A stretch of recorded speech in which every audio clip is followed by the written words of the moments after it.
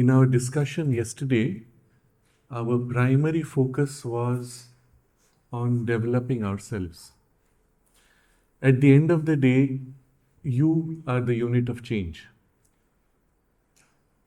If we are together as a group and we all decide that we want to move forward, can you ask the group as a whole to move forward?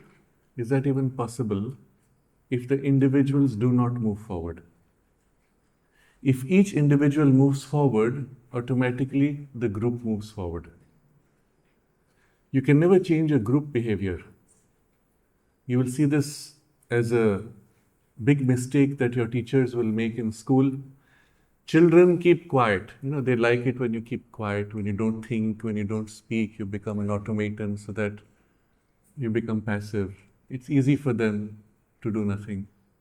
Keep quiet. Children keep quiet. I have been sitting quietly for the last 1 hour. Why are you asking me to keep quiet? It doesn't make sense.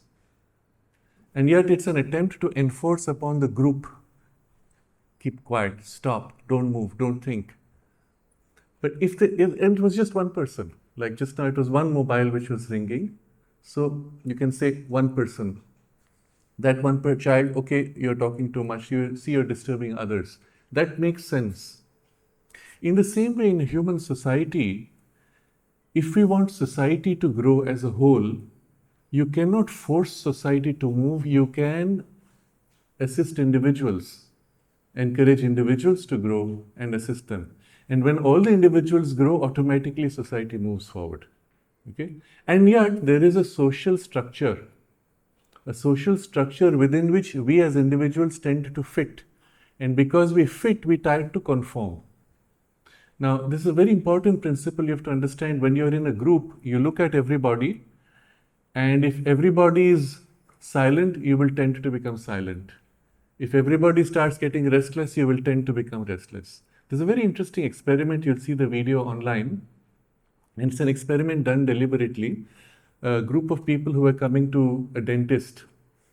They planned it so that the first person was a plant, and the secretary was sitting across, the person who was handling the appointments, and they had a beep going at random intervals. Every time there was a beep, this first person would get up, raise arms and sit down, and the secretary would do the same. So the first person came in for the appointment, saw this happening. At first he said, "What's this? Something weird." And then gradually you can see in the video, he starts getting up and raising his arms. He is conforming to two people who are doing this. They wait for a second person to come. The second person joins. After that, the first person who was a plant goes away. And more people come. Each person coming into the room starts doing this each time there's a beep. And eventually, the plant comes in and asks, "Why are you doing this?" "Oh, everyone's doing it, so I'm also doing."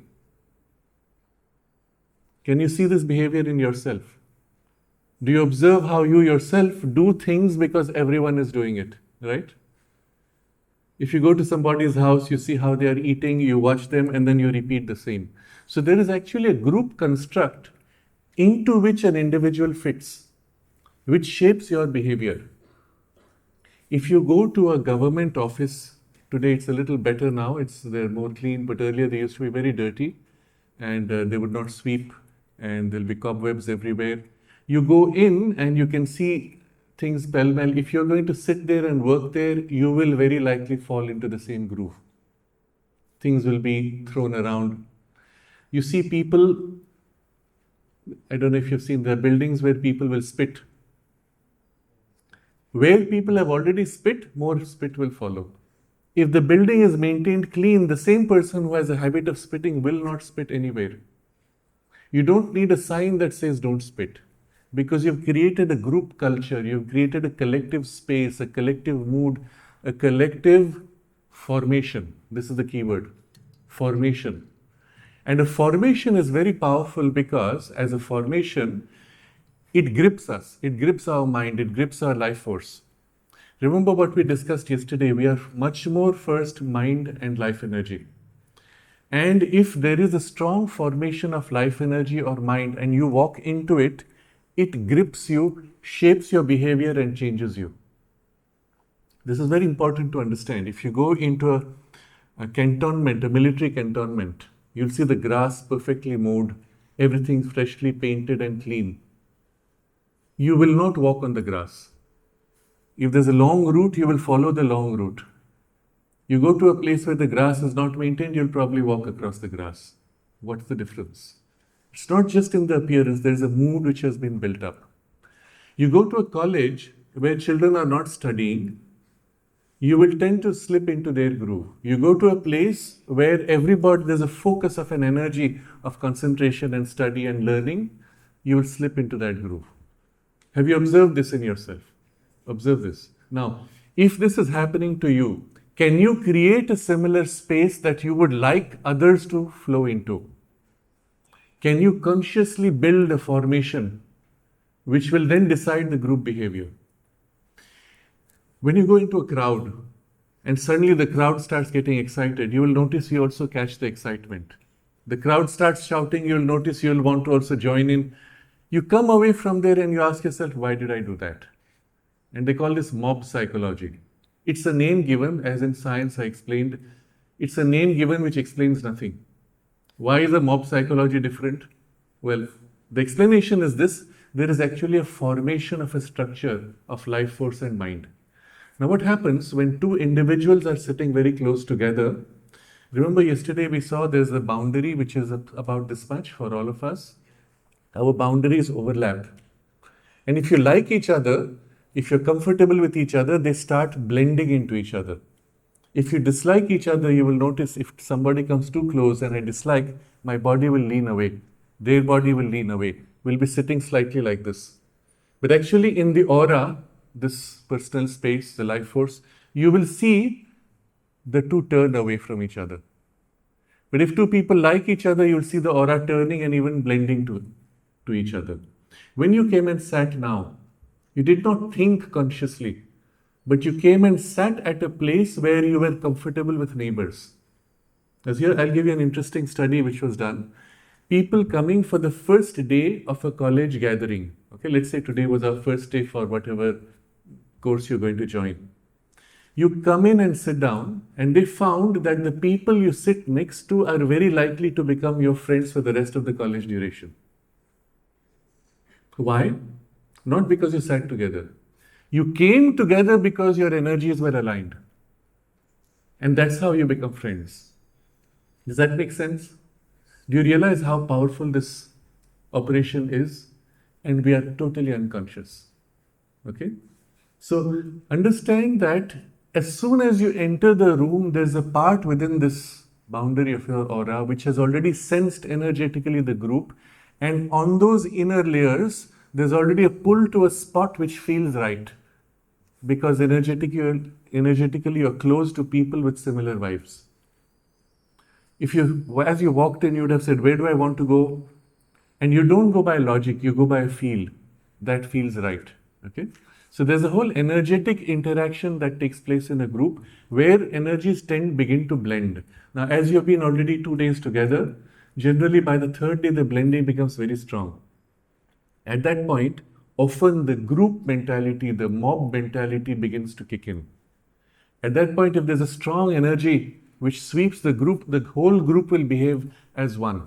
And this is what we call the mob psychology.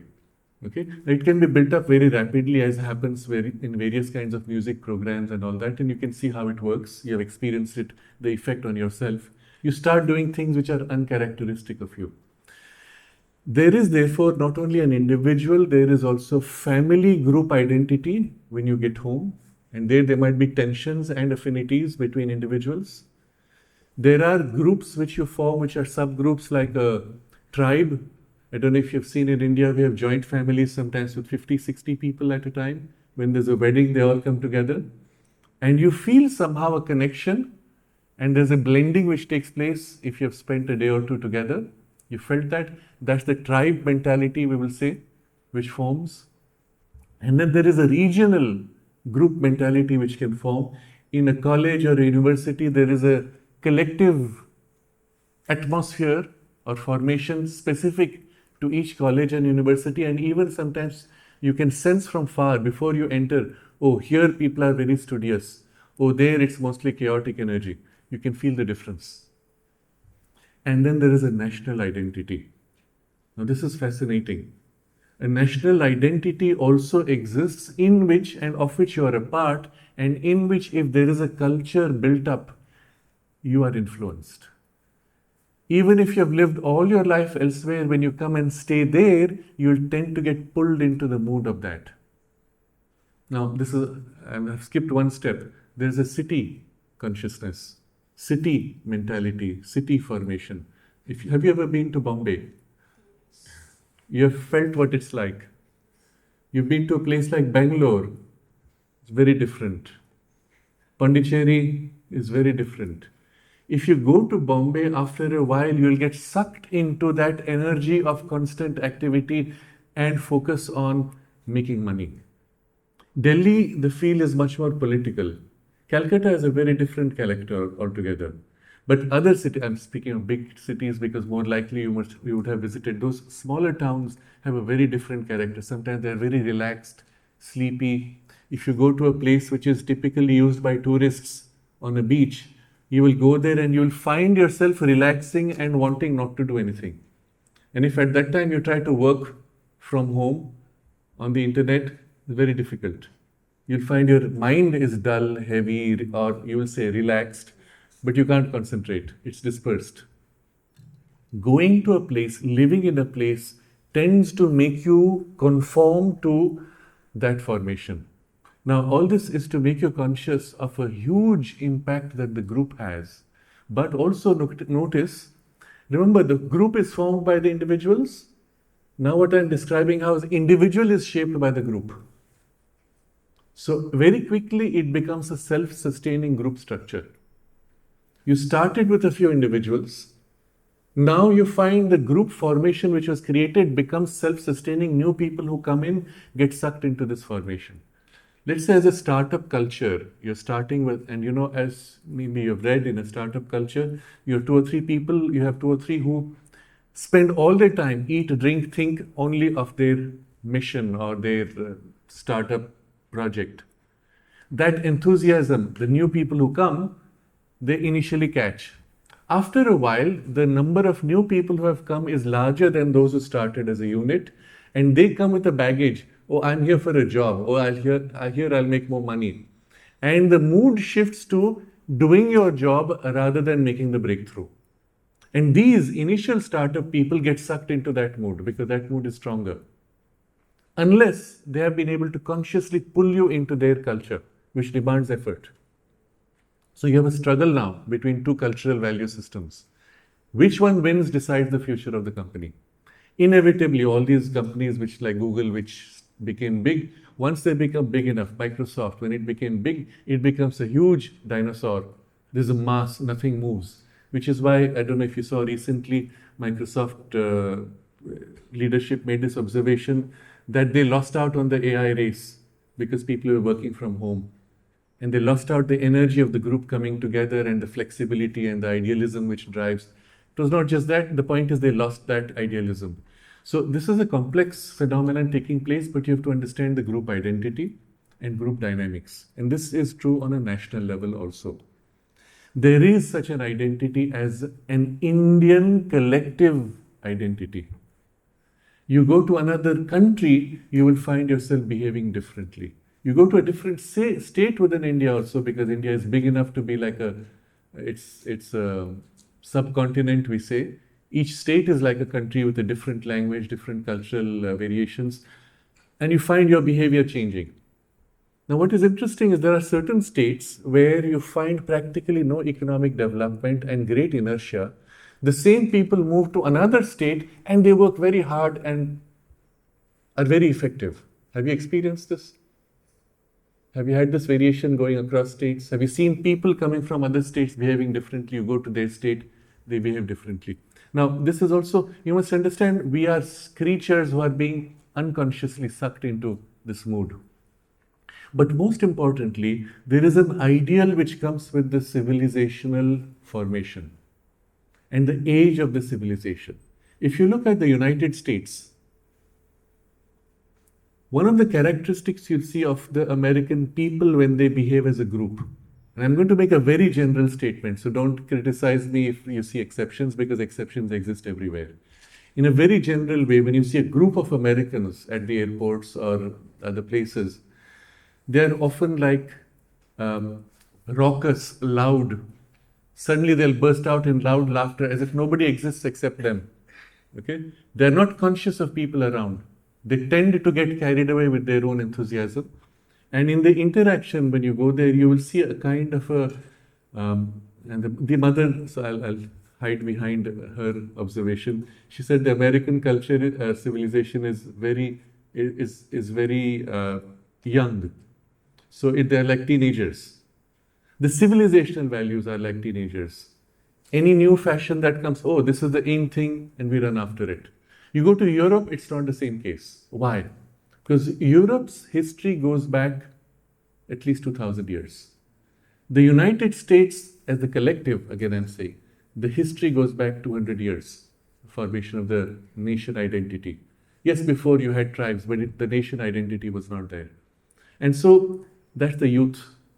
There's a certain openness, oh, we can do anything, but it's a bluster of a youth rather than a maturity. Europe, there is a maturity, but there is a weight of the past. We've tried, it's not worked, it's not going to happen. So there's a kind of a cynicism for the future, and particularly it happened after the world wars. India is exceptional in many ways, and I'm going to dwell upon this a little bit because you have to understand what's happening here. Sri Aurobindo observes that every civilization in its collective identity also has a soul. Just as you have a mind, life energy, physical body, and the soul, a civilization also has the body, which is the environment, the earth, the people. But there's a collective life force, there's a collective mind, which I've described till now, but there's also a soul. And the soul of the civilization, as if has an aspiration, if it's conscious, if it's awake, it aspires for something. What we discussed yesterday, your soul has chosen a certain line of development. In childhood, sometimes your parents would have said, oh, you're so talented in music, why don't you spend the rest of your life doing music? And you're capable, perhaps. But you said, no, but I'm interested in that other thing. Why? You're not driven by talent, you're driven by a deeper interest which comes from the soul's choice. And it's the same for a civilization. So Sri Aurobindo observes that in history, when you look at the big sweep of time, every time that a civilization has followed its soul's aspiration, it has grown and it has flowered and it has become strong. Whenever it has deviated from the soul's aspiration, it has lost its way and become weak and has fallen. Now, this is extremely important to understand. And this is also the distinction between national values and aspirations and identities. So he gives a few examples. Let's look at examples from the West. Very likely your history, you were taught more about Europe than about India. So we'll start with, and that's part of the remnant of British colonization. You look at Greece. You must have read a lot of things about how wonderful Greece was, and they will tell you it was the home of democracy. No, it was not. India was the home many thousand years before Greece, but still, for Europe, it was the home of democracy. So we accept it's true for Europe. Now, one of the things you saw there, you would have read of, is the roots of philosophy of thinking. Thinking rationally and philosophy emerging from thought. You must have heard of Plato and Socrates and other names. Do you know of any such thinkers in India? Very likely not. And yet there were far more deep thinkers going back many thousand years you were not told about. But still, that's a different discussion. But what was the characteristic in Greece? You look at the Greek architecture and art, their temples, their concept of gods and what the gods do. And you see all that is molded by a certain idea of aesthetics of form. So Greek architecture will have a certain form and thought, and the focus is on the beauty of the thought. Oh, that's a nice idea. Doesn't matter if it's true. It's a nice idea. Thinking for the sake of thinking. And I think it is Socrates, he goes into marketplace and starts asking questions, triggering people to think. And that's the basis for the Europe of today. But Sri Aurobindo points out it's only one part. There is the other side, which comes from the Roman Empire, the Roman culture. And what is the characteristic of Rome is the organization, the discipline, the structuring, the public works, organizing collective life with great precision and detail. This then blends into the Greek values and forms the European mind of today. So one of the results of this is the focus on external form. So make things beautiful outside.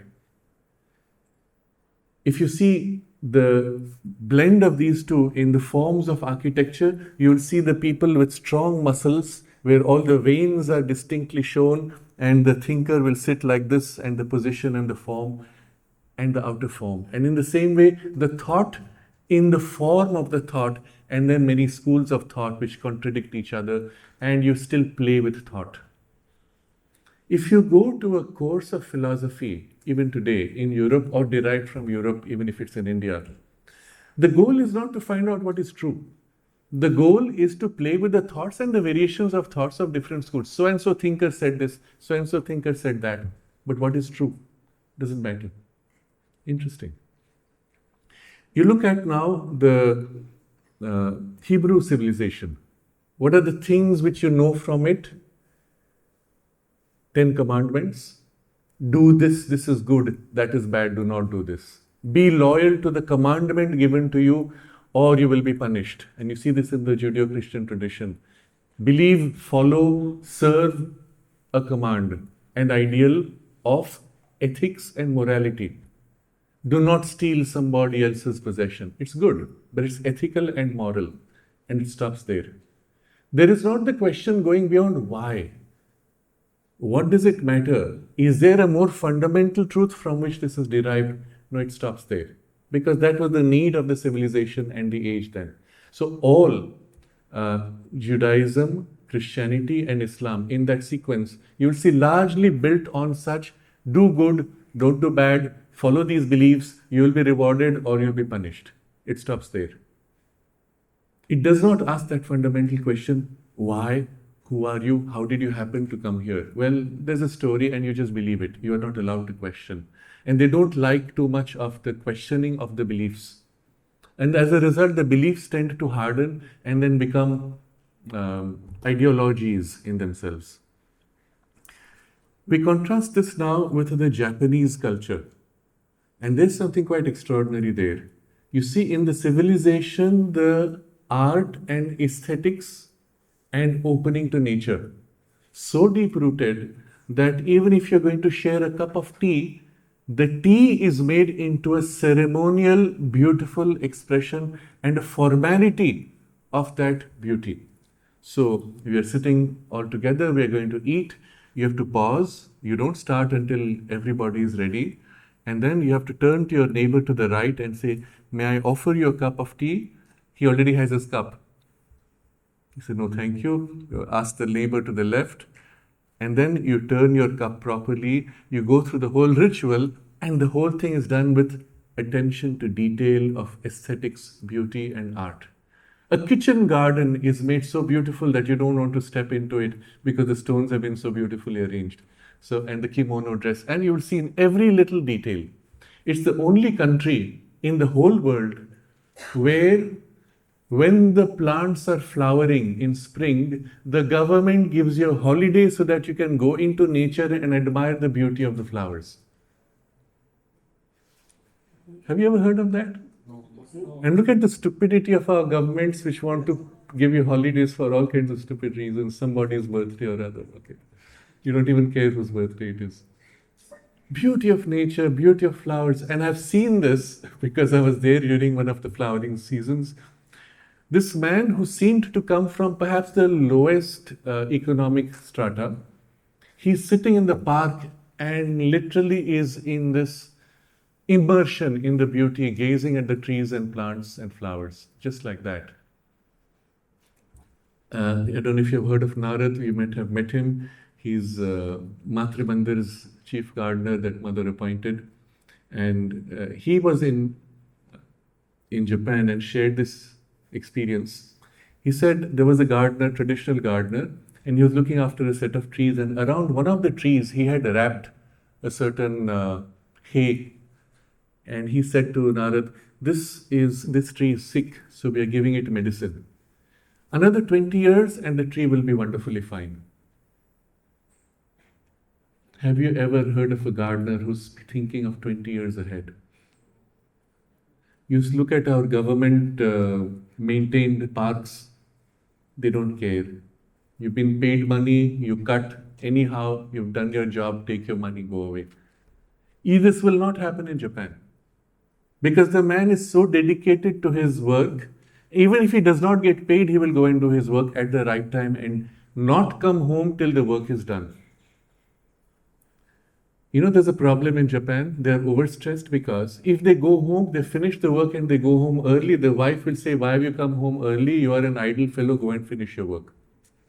So the fellow stays out, waiting for the time and then goes home. That's the culture.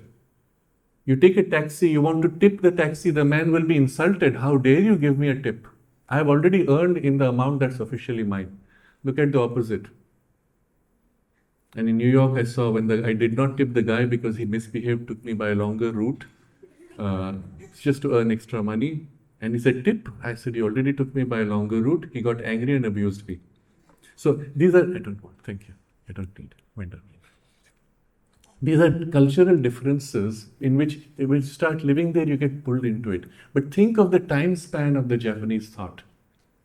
You are thinking of a generation, 2 generations ahead. I will build this beautiful garden. 3 generations down, people will appreciate it. I will not be there. You can imagine how valuable this can be. This is a fact today that something like 60% of the businesses, companies in Japan are family owned going back 500 years at least. Isn't that amazing? And think of what it means when you're working to build your business or to grow. You're thinking of 3 or 4 generations down. What would you do? How would you behave? And look at today's culture, and you're taught this. If you go, you will be severely mentally damaged if you go through the conventional course of business management, because they tell you to think in terms of the next quarter profits. In the next 3 months, what will be your profit? Based on that, you can destroy the company 2 years down and you don't care. Because you made your profit, you got your heavy pay packet and left the company by the time it has sunk. You see this happening everywhere? That's the culture. Look at the difference in values. I've not yet come to India, but this is a big difference between the East and West, generally speaking. In the East, the turn always has been an inside-out development. In the West, the turn has always been an outside-in change. So Sri Aurobindo makes this very interesting observation that in the West, he was speaking generally of Europe and he was contrasting with India, but he said in the West, generally in Europe, whenever a revolution takes place, you will see enormous changes externally.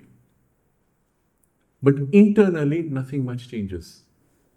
You see the French Revolution, king was overthrown, etc. But the people who took over were as despotic as the previous king that they toppled. And then the revolutionaries themselves got guillotined in the process. What changed at the end of the day? Yes, certain ideals came up, established in the political space, but in the community life, nothing changed. People did not fundamentally change. So he said, there's an outside change, but the inner doesn't change much. In the East, in contrast, and particularly in India, he says, when there's a revolution, there's a massive shift inside. Externally, you don't see much change. But the internal change is massive. And we are nowhere the same. And this you will see, for example, in India in the last 10 years. One of the big changes has happened as a result of mobile phones, of course, but even in terms of values in the last 10 years, something has radically shifted. For the first time, there is a pride in the civilizational values and in the history and culture, which earlier was not there, or it was there, but it was hesitant, it was afraid even to speak up. This has shifted in 10 years. As a result, so many external changes are happening, but even if you don't see it in form, you see it in the content and quality of the shift. And therefore, Sri Aurobindo says, Therefore, now the logic from this we will explore a little later again. Therefore, when once again India becomes the theater of the world's most important events, it will be the sign of the beginning of a new spiritual age. Now, this is happening in a certain way which you are perhaps not yet fully aware of. When the Ukraine war started, Ukraine and Russia, all the big countries who were backing one side or other turned to India and demanded that India take a stance. Why? Interesting. What has India to do with Ukraine or with Russia? But they demanded India take a stance. Why? And what India did actually decided the outcomes of the war. Fascinating. So many reasons. I won't go into the economics of it. There were economic reasons, political reasons, cultural reasons, influential, many reasons. It included food, it included production and distribution of wheat, arms purchase, all these things were involved. But the role India played in all these things was big enough that if the elephant moves, it creates ripples around the earth. But the elephant moves slowly. And so I'm going to come to this part now. What is India's place? India's civilizational aspiration has always been spirituality. Now, the moment I use this word, you have certain images which come to your mind, associations which come. People perhaps wearing ochre robes, walking out from life, going into forests, somebody sitting in a cave withdrawn from the world, or in the Himalayas. No, that's not India's spirituality. It may be a surprise, but that's not India's spirituality. What is the aspiration of the civilization and what is the spirituality? You have to go back to the roots of the civilization which are in the Veda. You will see every tradition in India declares its authority on the basis of the Veda. Without the link to Veda, you are not authentic. You mean nothing. Interestingly. And who among you has read the Veda? Yeah, you have. Wow, one person. That's an achievement already among 100. But you go into the West, you go in any religious tradition, whether it is Christianity, Islam, Judaism, or any Shinto or any other text, every body of the religion has read something of their religion. You come to India and you say, what are you? First you have a problem saying I'm Hindu, because I don't know what that word means. Do you know? It's a big problem. So we had a census about 20 years ago. This guy comes to my house and says, what is your religion? I'm living in the ashram. I don't have any religious forms and I don't have any particular attachment. I said, no religion. Spiritual, no religion. That's one of those things. So he writes down Hindu. By definition, any Indian who is not Christian, Muslim, Sikh, or Jain is Hindu. By definition. What does that mean? I may be following nothing and I'm Hindu. So there's a problem here. Is it a racial term? Is it a cultural term? Is it a religious term? And as a Hindu, I've read no books of Hinduism. What is the book of Hinduism? By the way, there are none, or there are too many. You see, if you're a Christian, you have a Bible and you have read, that makes you Christian. You believe in Christ, that makes you Christian.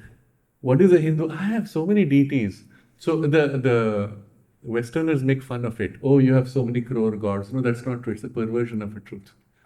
The underlying principle of India's spirituality, and we'll come to that a little later, is there is one divine. It's not infinity. It's one divine. We'll come to that later. So what is the spirituality of India, which is so different that we have a problem identifying it, and you don't identify it, and yet you're supposed to be a part of it, right? So it comes with this very deep insight which is in the Veda, and it's always rooted in the Veda. Even though you have not read it, it belongs to you and it's within you.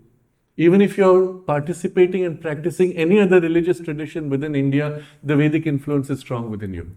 Because a Muslim in India is fundamentally different from a Muslim in the Middle East, or a Christian in India is fundamentally different from a Christian in Europe. And the difference comes from this influence. What is the distinction of this influence? First of all, in the Vedic tradition, there is the perception that underlying all this which you experience is the one divine reality. I'm going to use words which, don't worry if it doesn't make too much sense, the sense will form. It's real. It's self-existent. It's divine. It's blissful. It's fully conscious. And it exists. There's nothing other than it. There is only that ultimately. This is the underlying reality and the basis of India's spirituality. Therefore, there is no difference between the spirituality and the life. Because all life is sustained by this, is formed of this. World, universe is made of this. There is nothing other than this. Now contrast this with the Judeo-Christian concept which I mentioned yesterday. God made the world and then kind of goes to sleep while the world works out its machinery. Fundamentally different. The world is an expression of that bliss, utterly conscious delight, beauty, love, joy. Everything exists as the underlying reality of the world. God is not away, it is in here, inside everything. The beauty of the flower is a leaking out of the beauty of the divine presence. You understand? What you call evolution is nothing but the divine presence which was as if hidden inside matter, now pushing its way and revealing itself, unfolding to become fully awake. So in a very simplified way, one could say, from this perspective, the divine sleeps in matter, wakes up in plants, feels in animals, and thinks in the human being. But it's not yet finished finding its divinity, right? So there has to be one more step beyond the human where you awaken to your full divinity. You see, the sense of evolution is implicit in this idea. So many times they will say, oh, in the West they believe in evolution, in the East there was no evolution. Not true. The evolution exists, but as this awakening of consciousness of the implicit, hidden, real divinity which is everywhere. There is nothing which is not fundamentally divine. But the divinity can conceal itself, can even hide behind an appearance which is the very opposite of it. How will you explain that? Let me give you an example. Let's say you are in a theatre program and you have one of the best actors. Let's pick any name that you would highly respect, and I will pick Amitabh Bachchan if you huh? Sorry? Okay. I'm going to pick Amitabh Bachchan just for the, okay. So this guy is there and he's playing out a role in a tragedy. And as the tragedy is unfolding, this man is crying his heart out. Oh, what a disaster, how much I have lost. And as you watch him, you identify with him and you start weeping. And somewhere inside you say, wow, what a performance. And somewhere inside him he says, today's performance was the best. And when you have both finished crying, you get up and start applauding in joy. You see how that works? The suffering, the sadness, the pain, the pathos is a surface part of an experience that you have, and you enjoy the experience as an experience. But you are not suffering. You are enjoying that as a variation of experience. You understand? And this is the experience of you, the true you, the soul within, as it experiences the struggles through life. As you struggle, the surface part says, oh, I am in so much distress, I don't know what will happen. And the soul inside says, wow, what an extraordinary experience, I don't know what will happen. Imagine drawing out here, conquering the situation and overcoming this challenge where nothing is possible, and I'll make it happen. Whoa, what a great adventure. It's similar to what happens when you play a video game. You've all played video games at some time or other. And as you play the video game, oh, what will happen now? You make a leap, you fall, you die. What do? You don't say, oh, I've lost. You say, wow, this I have to overcome. You live again, you start again, you overcome, keep doing until finally I got it. Wow, I achieved. That joy. You understand? You've died many times and yet you have the joy of having grown through it all. That's the inner perspective. But this is also the truth behind the form.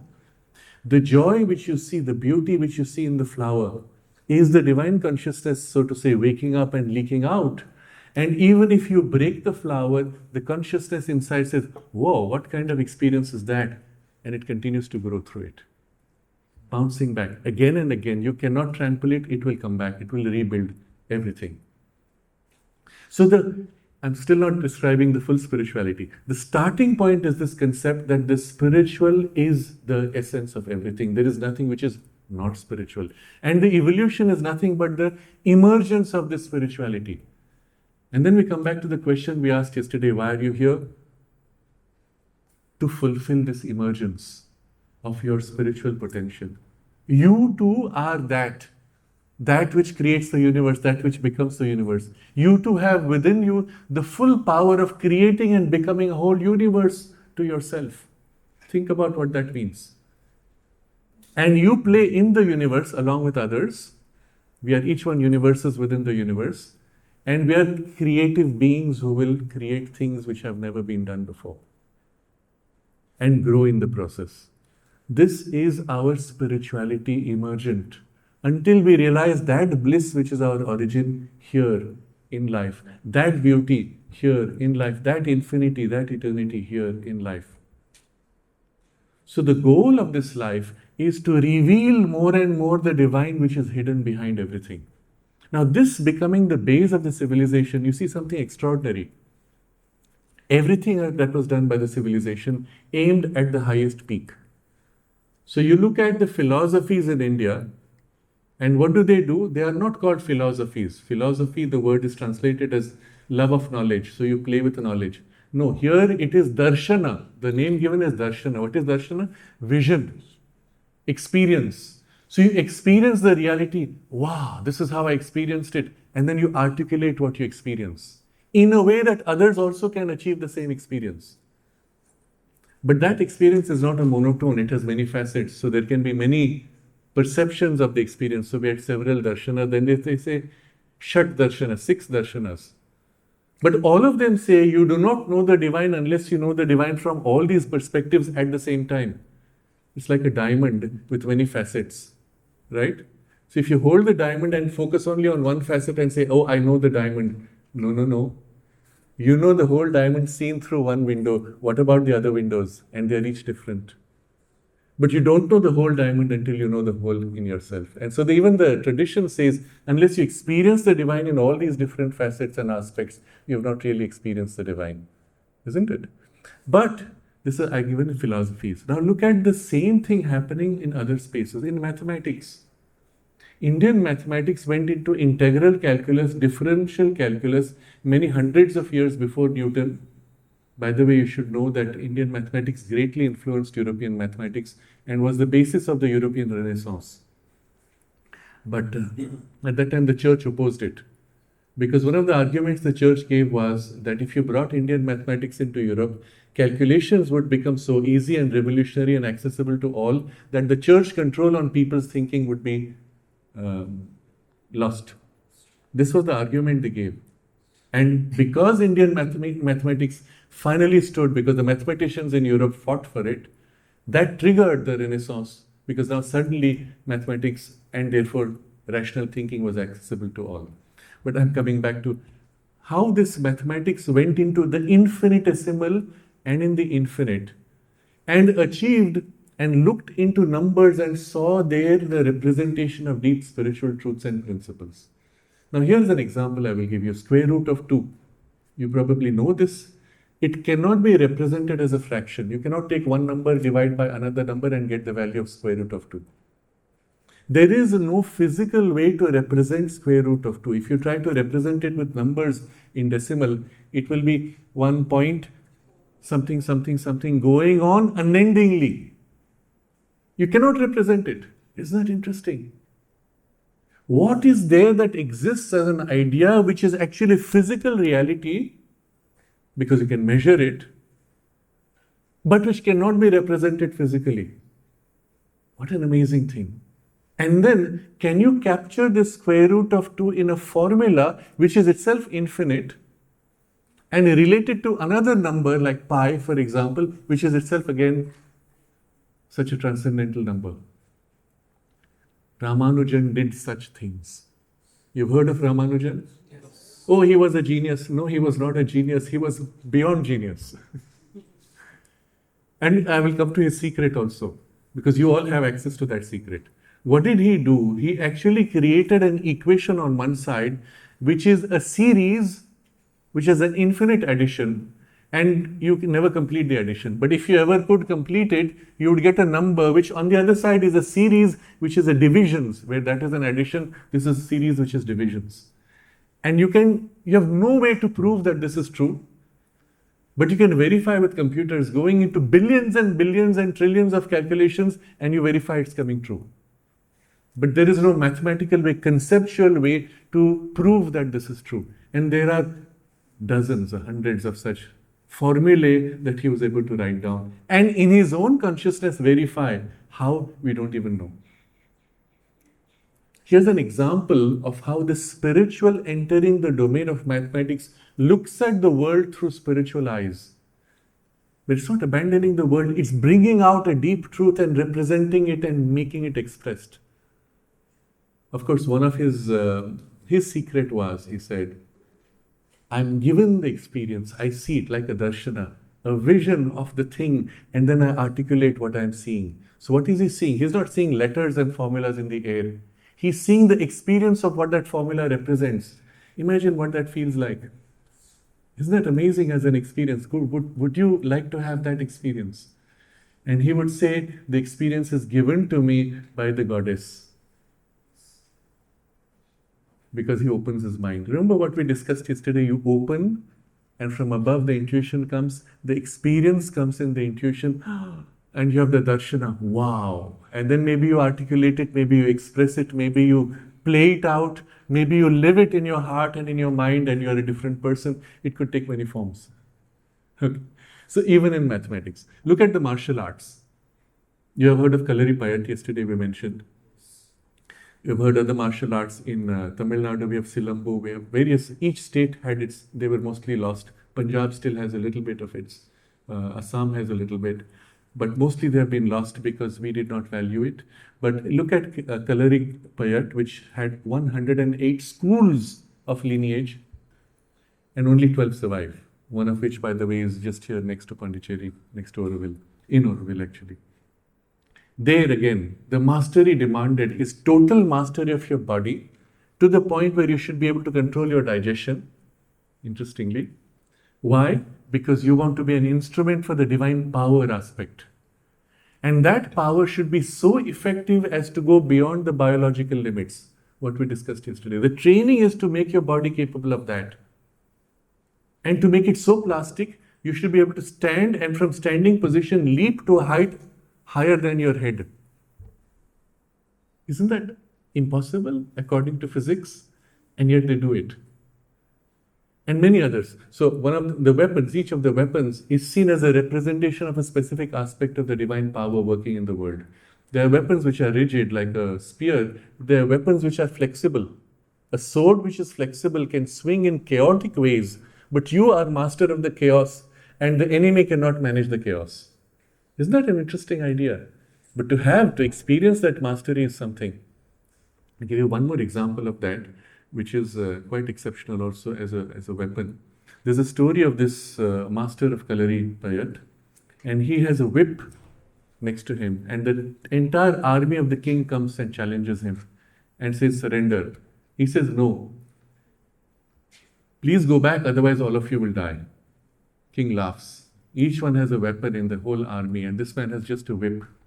So he takes out his whip, asks for a little bit of paint, and dips the tip of the whip in the paint. And then he takes the whip and goes, and instantly you see a white mark on the neck of each person. And he says, if my tip has this piece of blade, all of you would be dead now. That's the mastery demonstrated. And there are many other demonstrations. I mentioned something yesterday also with the energetics. But you see, the goal there is still spiritual, to realize a divine potential through that art. And the same thing in art, in music, in singing, in instruments. Always the goal was, can you reach a higher experience and then express that and transmit that? So I give an example from the life of Ravi Shankar.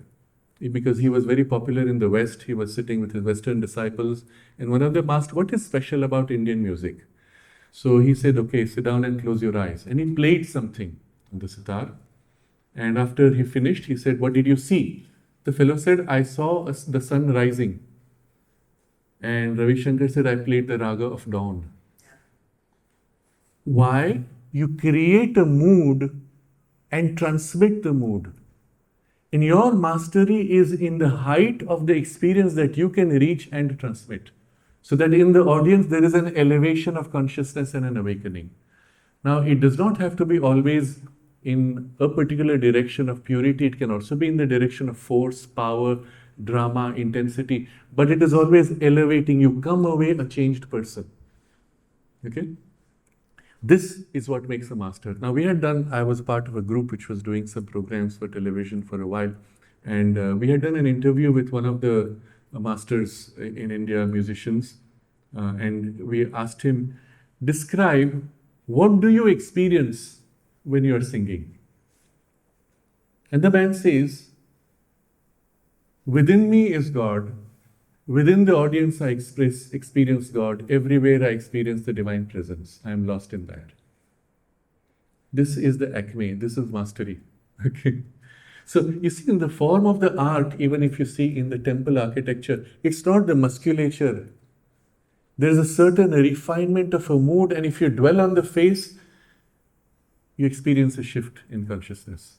That's the goal of the art, to give you an experience of the deeper inner reality. And the whole obsession of the civilization was bridging the inner and the outer, because the physical world, matter, is the clothing for the spirit.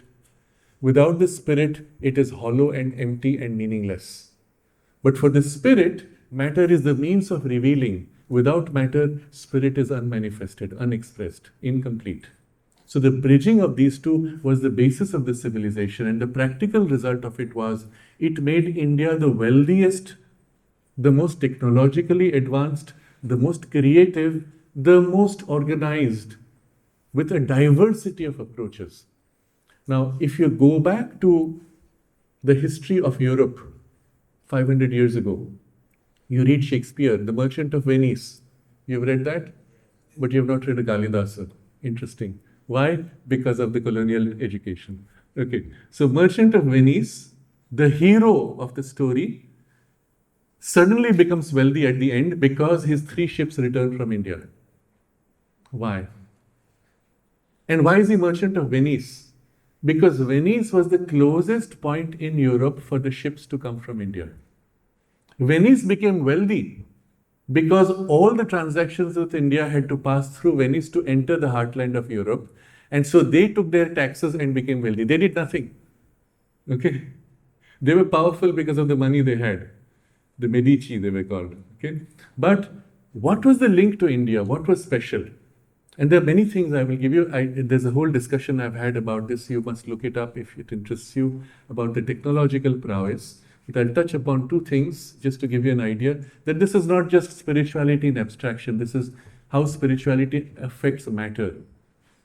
We had the world's most advanced steel. What is steel? Steel is iron which has been so processed that it has become much more hard. The problem of making it hard is that it becomes brittle. So if you make steel the normal way, you use a steel sword, you hit hard, the sharp edge gets broken. Sharpness goes. It just breaks off, chips off at that end. If you make it too sharp, it chips. If you don't make it too strong, then it's not sharp enough. How can you make it sharp and flexible at the same time? It's impossible, or so you will say. The greatness of Indian steel was it was both. It was sharp, strong to hold sharpness, and flexible. Despite being hit, it could retain and not brittle and crack. We have examples of the iron pillar in Delhi you've heard of. It is iron but doesn't rust. There's just one place of 200 such places. And to this day, we don't know how they did it.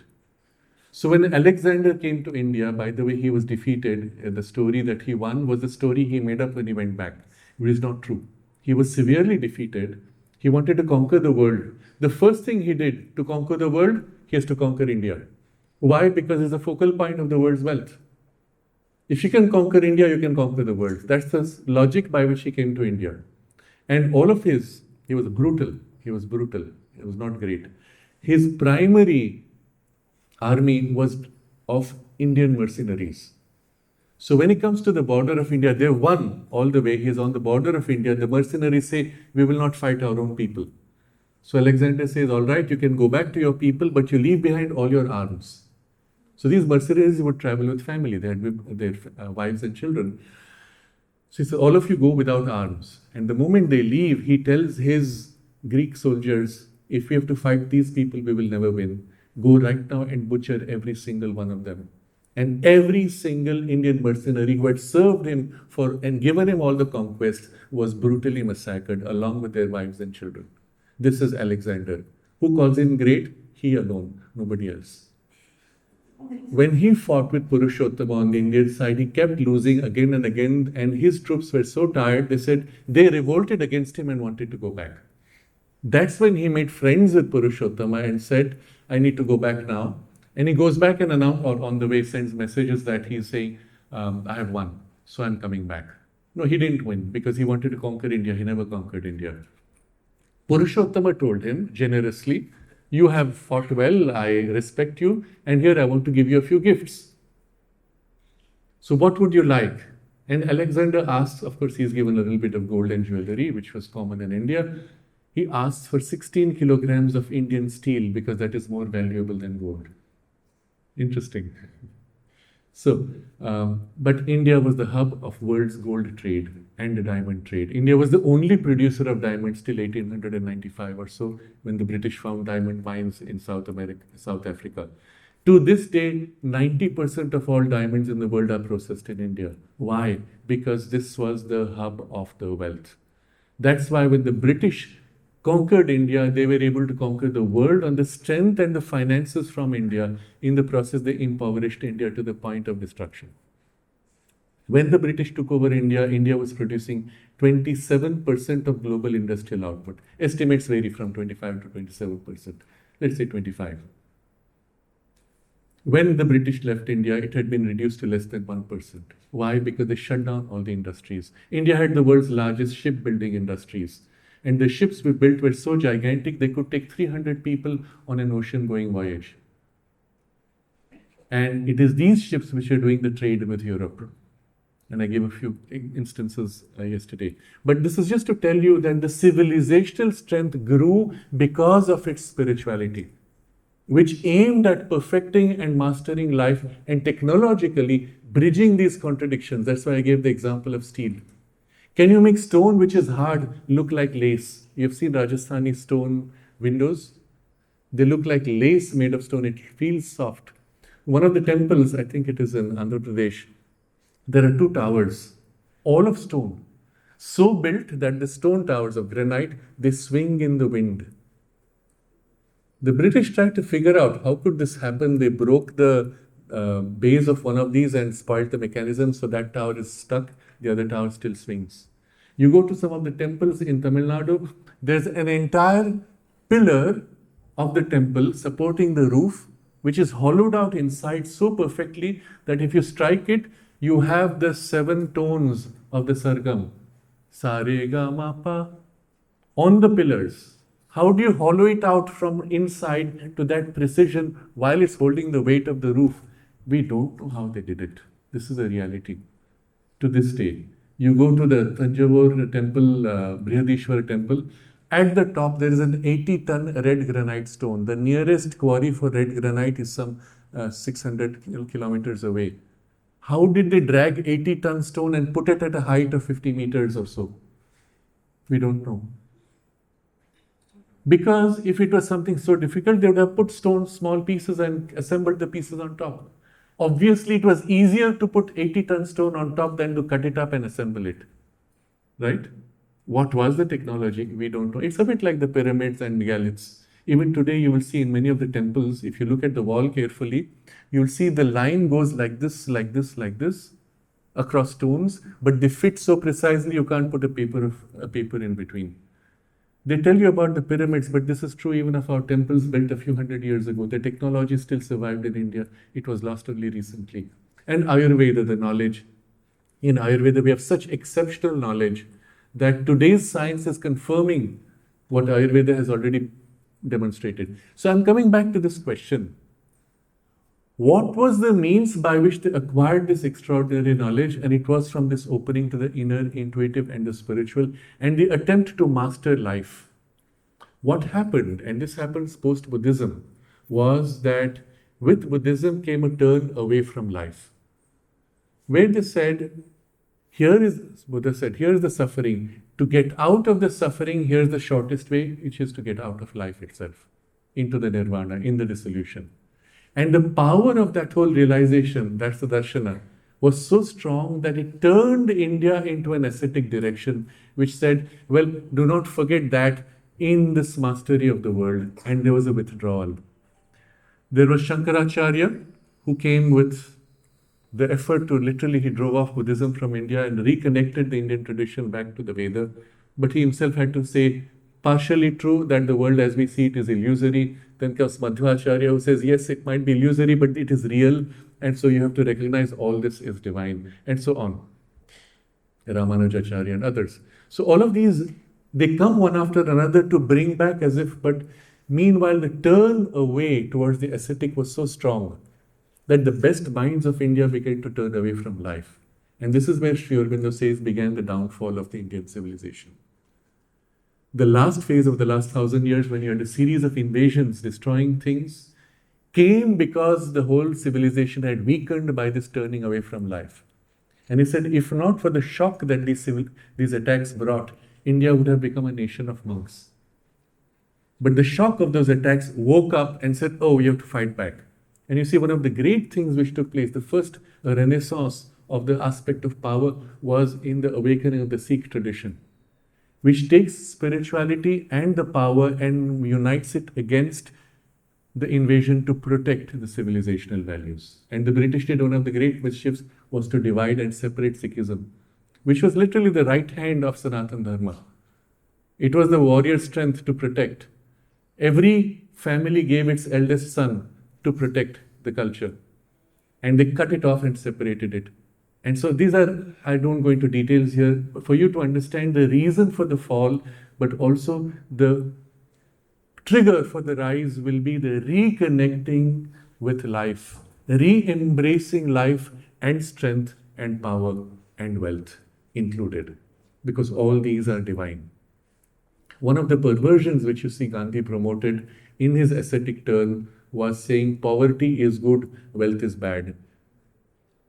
Weakness is good, strength is bad. These are the ideals projected by that, I will call it perversion of spirituality. It is not India's civilization. You worship Mahalakshmi, you worship Mahakali, you worship wealth and strength, as well as wisdom, as well as beauty, as well as love and harmony. The three legs of Sanatana Dharma are wisdom or knowledge, strength, without which knowledge is ineffective, and love. And the love which comes on the basis of the recognition that all are one divine, all are expressions or children of the one divine. We are all one in our deepest soul, even though we each have unique, distinctive characteristics. So this is the overall sense of India's spirituality. And in the turn away from that, the civilization fell. In the re-embracing of this, the civilization rises again. As you see all other civilizations, when they turned away, Greece fell. When they turned away, Japan didn't turn away fully, but it became weak and then recovered, and so on. So this is the phase of India's reawakening by the re-embracing of life, and with it, the love and the beauty and the strength and the wisdom, all aspects of the divine to be expressed in life. So this is the sense of India's spirituality. And I'm coming now to this collective aspect of the national awakening. As we wake up, the national spirit wakes up. As the national spirit wakes up, we all are lifted by her. So I'm going to close with this very important observation of Sri Aurobindo. He says there are two great truths which try to realize themselves in the world. One is the truth of equality, because in the presence of the self, we are all equally the same one divine or children of the one divine, although distinctly unique in each case. The attempt to realize this oneness, you see this equality, you see in communism, where the idea was each one should be equal. But in order to enforce the equality, they took away your freedom. And communism itself became warped, because without freedom, how can you be truly equal? On the other side is the truth of the fact that each one is unique, distinct, and therefore free to follow his unique line of development. And this was attempted to be expressed by capitalism, which said you're free to follow your own line of development. But in practice, capitalism became a loss of equality and a hierarchical subjugation. You become a willing slave to something that you don't like in order to earn the money so that you may do what you like. It doesn't work. So capitalism fails by loss of equality. And the freedom becomes a travesty. It's not a real freedom. And Sri Aurobindo explains these two truths cannot coexist unless there is the third truth which unites them. And that is the truth of a fraternity. The discovery of an underlying sense of oneness, that we are one big family. And when we feel ourselves a one big family, then equality and liberty can coexist. You see these three words where? In the French Revolution, liberty, equality, fraternity. But Sri Aurobindo's observation is it would have been much more effective if they had started with fraternity. Build the deeper fraternity, and liberty and equality will be spontaneous, natural, without conflict. This is also the underlying framework of India's spirituality. Therefore, India's reawakening is essential for the human awakening. Because unless this deeper fraternity of the spirit, of the soul, of the self is realized, you cannot be equal and free at the same time. And you will always find the world split between these two idealisms or ideologies. You understand why India has an important place in the world. And if India has played a leader place in the past, because of this unification of spirit with matter, because of a spirituality which aims to transform life, that role is inevitable, as you can see in the present awakening of India. Therefore, going back to the logic Sri Aurobindo said, when once again India becomes the theatre of the world's most important events, it will be the sign of the beginning of a new spiritual age for humanity. You understand why Sri Aurobindo fought for India's freedom, I mentioned yesterday? What you have to do today in your own lives, recover your soul, recover your spirit, and bridge it with life, make your life real and meaningful from what is real and meaningful within you. Live for an ideal which goes beyond your narrow, petty, small interests to something which is so grand that your life is worthwhile in anything that you might do, and the form does not matter.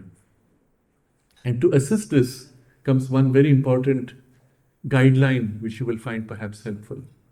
You see, as I said, each nation has a soul. The soul of India is the Divine Mother, the Divine Shakti, and we call her Mother India, Bharat Mata. She is conscious and she is a divine being. Dedicate yourself to her. Do the work that you do as a service to her. So this was the message Sri Aurobindo gave when the students from Baroda College asked for a message.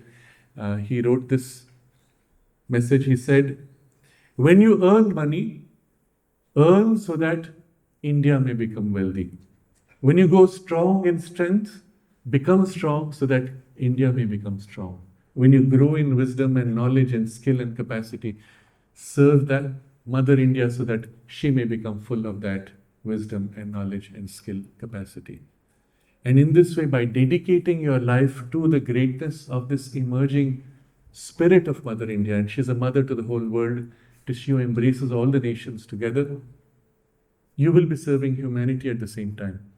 Because unlike other civilizational or national identities which have made the mistake of identifying with the ego of the nation, we are so great, American exceptionalism or German superiority, which became the basis for the wars, etc. The Indian spirit is the soul of the nation, not the ego of the nation. And so serving the soul of the nation allows for that power now as a soul to find oneness of the world and unify the world. It is in this way that Auroville was created. And it could only happen in India. That all the different traditions cultures, nationalities, and civilizations of the world could come together into one place on a spiritual foundation. That's the miniature of unity of humanity. That's where we are today. But it can only happen on a spiritual basis. And this, what Auroville tries to practice here, the whole of India will become at one point.